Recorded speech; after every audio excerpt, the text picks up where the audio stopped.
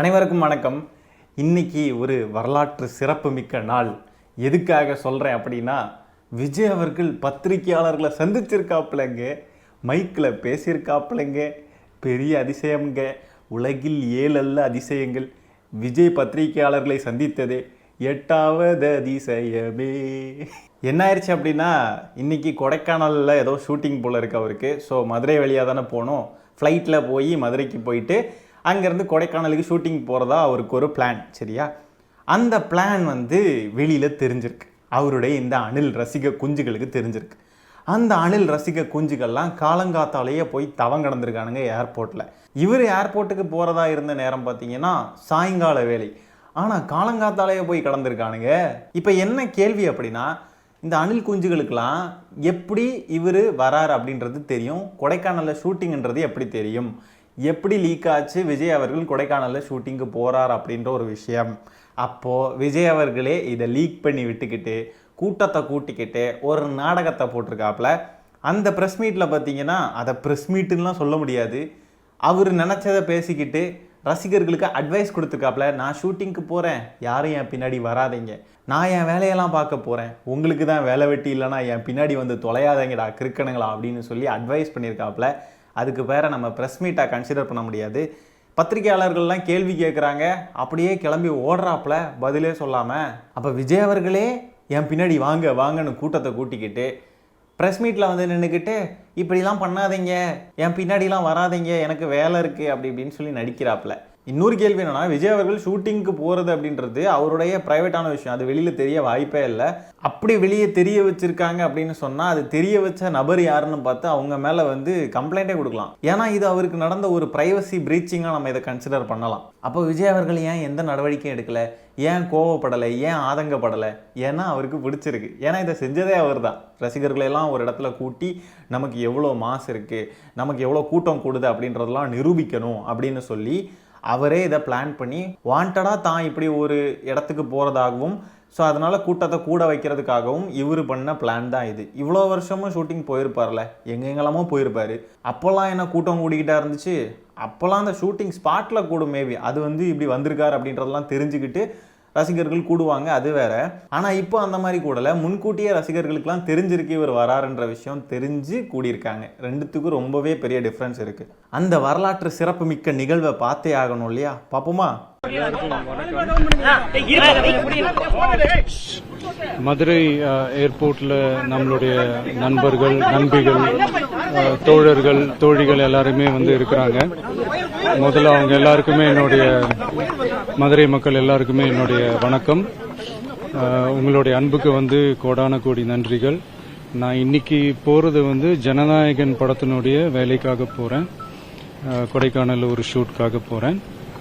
கூடிய சீக்கிரமே உங்கள் மதுரை மண்ணுக்கு நம்ம கட்சி சார்பாக வேறு ஒரு சந்தர்ப்பத்தில் உங்கள் எல்லாரையும் மீட் பண்ணி நான் பேசுகிறேன். பட் இன்னைக்கு ஒரு 1 ஹவரில் நாங்கள் லேண்ட் ஆகி நான் அவங்க எல்லாருமே பார்த்துட்டு நான் என் வேலையை பார்க்க நான் போயிடுறேன். நீங்களும் சேஃபாக அவங்கவுங்க வீட்டுக்கு போயிடுங்க. யாரும் என்னுடைய வேனுக்கு பின்னாடியோ காருக்கு பின்னாடியோ. என்ன சொன்னார் பார்த்தீங்களா? நான் என் வேலையை பார்க்க போகிறேன், நீங்கள் எல்லாரும் சேஃபாக அவங்க வீட்டுக்கு போங்க. அப்போது வந்தவனுக்கெலாம் வேலை இல்லைன்றது கன்ஃபார்மாக தெரியுது பார்த்தீங்களா? அணில் குஞ்சுக்கெல்லாம் வேலை வெட்டி இல்லாமல் தான் சுற்றிக்கிட்டு இருக்கானுங்க. யாருமே ஃபாலோ பண்ணுறதோ, இந்த பைக்கில் ஃபாஸ்ட்டாக வர்றதோ, பைக் மேலே நின்றுக்கிட்டு பைக் ஓட்டுறது, ஹெல்மெட் இல்லாமல் இந்த மாதிரிலாம் வராதிங்க. ஏன்னா அந்த காட்சியெல்லாம் பார்க்குறதுக்கே மனசுக்கு ரொம்ப பதட்டமாக இருக்குது. ஸோ கூடிய சீக்கிரமே வேற ஒரு சந்தர்ப்பத்தில் உங்கள் எல்லாரையும் நான் மீட் பண்ணி நான் பேசுகிறேன். அது வரைக்கும் உங்கள் எல்லாருக்குமே என்னுடைய மே தின வாழ்த்துக்கள். Love you all and see you all. And இதை நான் மதுரை ஏர்போர்ட்டில் இந்த மெசேஜை என்னால் கன்வே பண்ண முடியுமான்னு எனக்கு தெரியல. அங்கே சிச்சுவேஷன் எப்படி இருக்கும்னு எனக்கு தெரியல. அதனால தான் இங்கேயே நான் சொல்லிட்டு நான் கிளம்புறேன். தேங்க்யூ. அவ்வளோதான். செய்தியாளர்களுடைய கேள்விகளுக்கு பதிலே கிடையாது. அணில் குஞ்சுகள்லாம் இதை தூக்கிட்டு வந்துட்டானுங்க. எங்கடா அவனுங்க ப்ரெஸ் மீட்டுக்கு வரவே மாட்டார், அப்பியரே ஆக மாட்டார்னு சொன்னவனுங்களெல்லாம் எங்கடா அப்படின்னு சொல்லி கேட்குறானுங்க. இதெல்லாம் ப்ரெஸ் மீட்டாகவே கன்சிடர் பண்ண முடியாது. இங்கே சொன்ன இந்த கருத்தை ட்விட்டர்லேயே டைப் பண்ணி போட்டிருக்கலாம். எதுக்கு ப்ரெஸ் மீட்டெல்லாம்? ப்ரெஸ் மீட்டுன்னா எதிர்கேள்விகளுக்கு பதில் சொல்லணும். அப்படியே அவர் பாட்டுக்கு ஓடுறாரு. இன்னும் பத்திரிகையாளர்களை பார்த்து பயப்படுறது, அவங்க கேட்குற கேள்விகளை நினச்சி பயப்படுறது இன்னும் மாறல. அதெல்லாம் அதெல்லாம் மாறினாதான் நீங்கள் வந்து பெருமையாக சொல்லிக்க முடியும். எங்கள் தலைவர் அரசியலில் வயசுக்கு வந்துட்டார் அப்படின்லாம் அப்போ தான் சொல்ல முடியும். என்னமோ கேள்வி மேலே கேள்விகள் கேட்டு அவ்வளோ கேள்விகளுக்கு உட்கார்ந்துருந்து அவர் என்னமோ பதில் அளிச்சுட்டு போன மாதிரி அப்படியே பெருமையாக பேசுகிறானுங்க.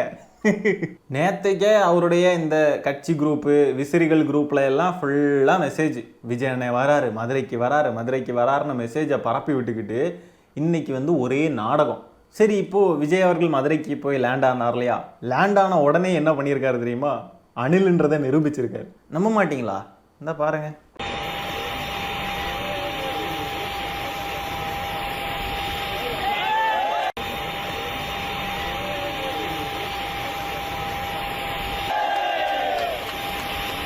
அவரும் ஒரு அணில் தானே, அவரும் குதிப்பார் அல்லவா? அவனுங்கெல்லாம் ஸ்கூலுக்கு போகிறவனுங்கன்னா இவர் பால்வாடிக்கு போகிறவர் போல இருக்கு. எப்படி இருக்கானுங்க பாருங்களேன். கட்சி தலைவர் நீங்களே ஒரு விமானத்துல இருந்து இறங்குறப்போ இப்படி ஒரு குதிச்சு தான் இறங்குறீங்க அப்படின்னா உங்கள் ரசிகர்கள்லாம் பின்ன எப்படி இருப்பாங்க? மரத்துலேருந்து தாவுறது, வண்டியில் குதிக்கிறது, வண்டியிலேருந்து பறக்கிறது எல்லாம் இயல்பு தானே. இதெல்லாம் உங்ககிட்ட இருக்கிற இயல்பான குணங்கள். இதெல்லாம் நீங்களே எப்படி மாற்ற சொன்னீங்கன்றது தான் ஆச்சரியம். இவன் இன்னும் திருந்தலமாமான்ற மாதிரி இருக்கு. சூறா படத்தில் தண்ணிக்குள்ளேருந்து பறக்கிறது, குருவி படத்தில் மேலே பாலத்திலேருந்து பறக்கிறது, இன்னும் திருந்தலை. இப்போ ஃப்ளைட்லேருந்து பறக்கிறாப்புல ரோட்டுக்கு. அவருடைய தொண்டர்களுக்கும் இவருக்கு என்ன வித்தியாசம்? தொண்டர்கள்லாம் மரத்துலேருந்து பறக்கிறாங்க, இவர் ஃப்ளைட்லேருந்து பாலத்திலேருந்து தண்ணிக்குள்ளேருந்து குதிப்பாப்புல.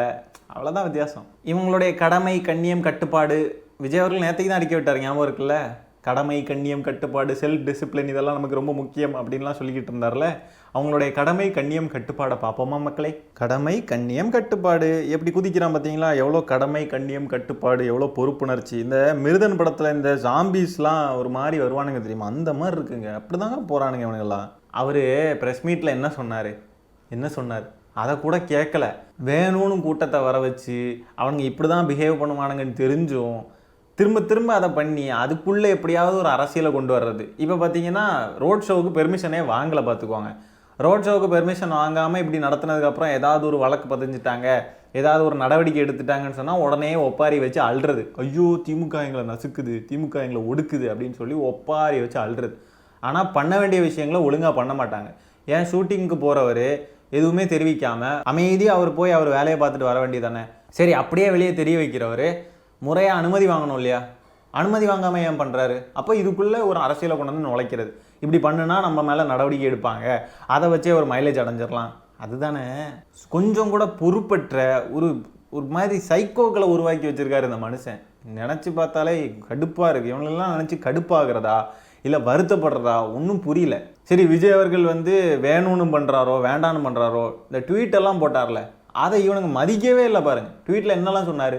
இப்படிலாம் பண்ணாதீங்க, வண்டியில் ஏறாதீங்க, ரோட்டில் இப்படி திரியாதீங்க, எதையுமே மதிக்கலை. ரோட்லலாம் திரியிறானுங்க பாருங்கள். இந்த பாருங்கள், அப்பா அம்மா கிட்ட சண்டையை போட்டு ஒரு வண்டியையும் வாங்கிடுறது 2 லட்ச ரூபா 3 லட்ச ரூபாய்க்கு வாங்கிக்கிட்டு வந்து விஜய்க்கு இந்த மாதிரி வண்டி ஓட்டிகிட்டு திரியிறது. டிரைவராக இல்லை, டிரைவராக வேலை பார்த்தாலாவது ஏதாவது உருப்படலாம். இங்கே பாருங்க, எந்த வேலை வெட்டியும் இல்லாமல் தண்டத்துக்கு நடு ரோட்டில் வந்து 4 வண்டியை வச்சுக்கிட்டு முறுக்கிக்கிட்டு திரியிறது. ரொம்பவே கடமை கண்ணியம் கட்டுப்பாடோடு இருக்காங்க. தலைவருடைய பேச்சை தட்டாமல் அப்படியே கேட்குற ஆட்கள் பார்த்தீங்களா எப்படி இருக்காங்கன்னு? சூப்பர். இங்கே பாருங்கள் என்ன பாடுபடுத்துகிறானுங்க பாருங்கள். அங்கேருந்து விஜயெல்லாம் வந்ததுக்கப்புறம் பால் அபிஷேகம் பண்ணியிருக்கானுங்க, பாலெல்லாம் பீச்சி அடிச்சிருக்கானுங்க. அங்கே நின்று காவல்துறையினர் மேலெல்லாம் பால் தெரித்து அவங்க மேலேயும் பட்டிருக்கு. கொஞ்சம் கூட ஒரு சிவிக் சென்ஸ் சுத்தமாகவே கிடையாது. என்னத்தையாவது காட்டு மிராண்டித்தனமாக பண்ணிக்கிட்டு இருக்குது. இவனுங்களுக்கு நாம் தமிழர் கட்சிக்காரனுங்க எவ்வளோ பரவாயில்ல போல். இங்கே பாருங்க, விஜய் அவர்களுடைய வண்டியவே டேமேஜ் பண்ணிட்டானுங்க. இங்கே பாருங்கள், பம்பர் உடஞ்சி தொங்குது பாருங்கள், தெரியுதா? ஃப்ரண்ட் பம்பரே கலத்திட்டானுங்க. அப்படி என்னதான்டா இருக்குது அவர்கிட்ட? எதுக்கு இப்படி வெறி பிடிச்சி போய் திரியிறீங்க? இன்னொருத்தருடைய பொருளை டேமேஜ் பண்ணுறோமே, நம்ம அந்த பொருளை வந்து நம்ம இப்படி தொடுறோமே, இப்படி ஜாம்பீஸ் மாதிரி ஏறி பறன்றோமே, அதை நம்ம டேமேஜ் பண்ணுறோமே, அதெல்லாம் தப்பு. இப்பெல்லாம் பண்ணக்கூடாதுன்ற பேசிக் அறிவு கூட இல்லையா? மண்டையில் அறிவெல்லாம் கிடையாதா? சுத்தமாகவே கிடையாதா? கிறுக்கனுங்க மாதிரி ஒரு மாதிரி சாம்பிஸ் மாதிரி இருக்கானுங்க. உண்மையாலுமே சாம்பிஸ் மாதிரி தான் இருக்கானுங்க. ஒரு பேசிக்காக டிக்னிட்டியை கூட மெயின்டைன் பண்ண தெரில. இதில் வேறு வெர்ச்சுவல் வாரியர்ஸ்னால் அப்படியே டிக்னிஃபைடான ஆட்கள் இவங்க தான் போல இருக்குது. இவங்கெல்லாம் ஓட்டு போட்டு ஒருத்தரை தேர்ந்தெடுத்தா தமிழ்நாட்டுடைய நிலை என்ன ஆகுறது? எதையெல்லாம் பண்ணக்கூடாதுன்னு சொல்கிறாரோ அதுக்கும் மேலேயே பண்ணுறானுங்க. இதில் தமிழ்நாடே அப்படியே மூழ்கிக்கிட்டு இருக்கான். தமிழ்நாட்டை காப்பாற்றுறதுக்கு அவர் வராராமா. சரி, அவரு தமிழ்நாட்டை காப்பாற்றுவார். உங்ககிட்ட இருந்து அவரை யார் காப்பாற்றுறது? முதல்ல உங்ககிட்ட இருந்தே அவரை காப்பாற்ற வேண்டியது இருக்கு. அதுக்கு பிறகு நீங்கள் பேசுங்க தமிழ்நாட்டை காப்பாற்றுறது மண்ணாங்கட்டியெல்லாம். தமிழ்நாட்டை காப்பாற்றுறதுக்கெல்லாம் ஒன்றும் தேவையில்லை, தமிழ்நாடு நல்லா தான் இருக்குது. முதல்ல உங்ககிட்ட இருந்து தான் அவரை காப்பாற்றணும். இங்கே பாருங்க, வண்டிக்கு மேலே 3 செக்யூரிட்டி போட வேண்டிய நிலைமையை ஏற்படுத்தியிருக்கானுங்க. தனியாக நின்று சந்திக்கிறது கூட அவரால் முடியல. அந்த அளவுக்கு இன்டீசெண்டாக பிஹேவ் பண்ணக்கூடிய தற்குறிகளை வளர்த்து வச்சிருக்காரு விஜய் அவர்கள். பார்த்தாலே தெரியுதுல்ல. இவனுங்க ஆட்டம் போட்டு எல்லாம் அலப்பறையும் பண்ணிட்டு ஃபுல்லாக அவனுங்களோட செருப்புகளை எல்லாம் விட்டுட்டு போயிட்டானுங்க. ஏதோ கலவரம் நடந்த மாதிரி இருக்குது அந்த இடமே பார்க்குறதுக்கு இல்லை. எப்படியுமே பெரும்பாலும் அதில் இருக்கிற நிறைய செருப்புகள்லாம் அப்பா அம்மா உழைச்சி வாங்கி கொடுத்த செருப்பாக தானே இருக்கும். அப்பா அம்மா காசு தானே, தன்னோட சொந்த காசாக இருக்க சான்ஸ் இல்லைல்ல. அப்பா அம்மா காசுன்றப்போ எதை பற்றியும் கவலை கிடையாது. பைக்கில் முறுக்கிக்கிட்டு திரியிறானுங்க, அதுவும் அப்பா அம்மா காசு தானே. பெட்ரோலு வண்டி எல்லாமே அப்பா அம்மா காசு தானே. சொந்தமாக உழைச்சி வாங்கியிருந்தா இப்படிலாம் பண்ண தோணுமா? பண்ண முடியுமா? முதல்ல பண்ணுறதுக்குள்ள மனசு வருமா சொந்த பணமாக இருந்தா? உங்க வடை முன்னா நான் உழ வைக்க மாட்டேன், சோறு வைக்க மாட்டேன், குழம்பு வைக்க மாட்டேன். ரசினி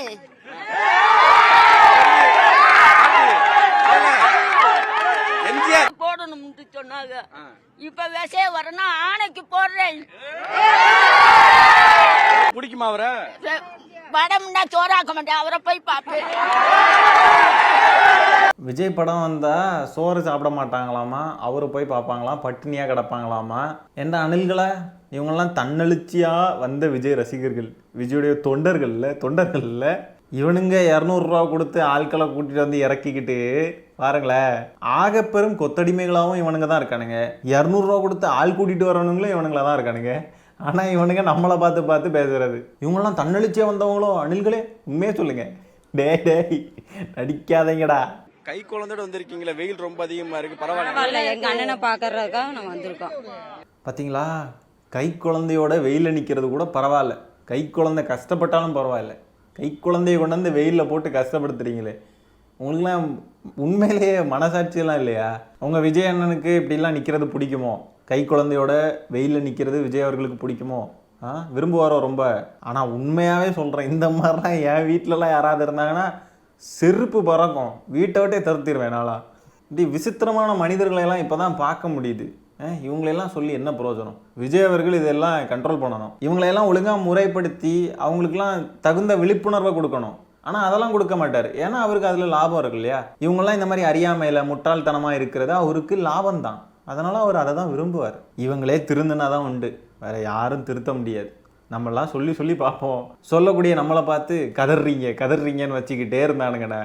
கடைசியில் இவனுங்க தான் கதறிக்கிட்டு இருப்பானுங்க, இவங்க தலைவரையும் கதற விட்டுக்கிட்டு இருப்பானுங்க.